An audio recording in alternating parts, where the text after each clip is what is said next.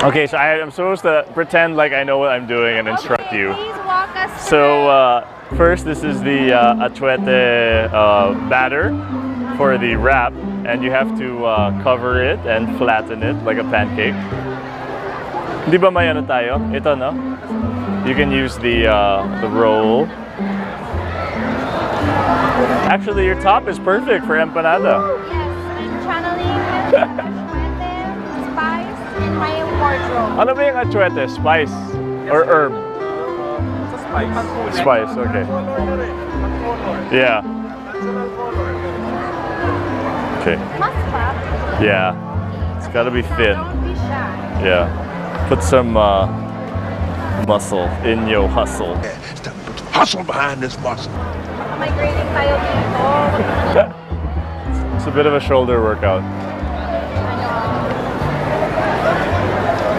More pa? More pa? Okay. Has to be thin talaga. Yeah. So what is the batter made of? Other than the spice? It's like a normal dough. Ano? Patulong naman. Ano bang ingredients ng batter? Atuete? Rice flour. Yeah. Okay. And then we're ready for the filling. I think we're gonna have to, i-shape pa natin? The cup? Okay na? You can grab this guy, I think. Kamay ko lang. Yung veggies mo. I think you're supposed to make a, circle to hold the ingredients. Bawasan ng konti. Very generous. Dami. This is triple empa. Okay, and then what an egg? An egg, feeling ko, hindi kasi yung dough ko, kuya. Okay, wait lang. Experiment na lang to. Grab ko siya. Yo! And then one. And then, crumble ko. Yeah. She's a natural. Naman ako. Yeah. Ganon. And then, the hard part. Okay. Tama ba? Yeah. Hey! Ay, may butas! Wow! You can add na lang, add na lang. Patch up na lang po. Band-aid, band-aid.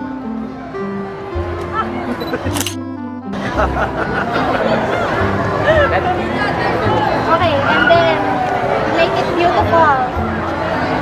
You know, in life, some things might not be perfect, but there's always a way to make it better. Ah, life lessons. Okay, I'm so sorry I'm so about that. Okay. I press ko. Oh, okay. And then pop it in. Okay, we flip it. The gentle drop. Uy, may I'm scared! Let it slide, let it slide. Baka tumalsik mo yan. Yeah.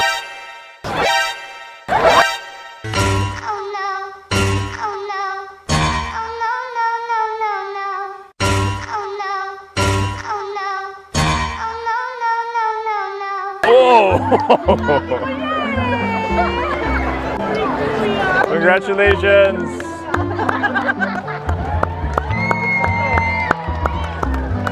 Well done. Cat's Jumbo Empa. Okay. Sandok, asan yung sandok para Okay, smiling at me. May empanada smiling at me. Yeah.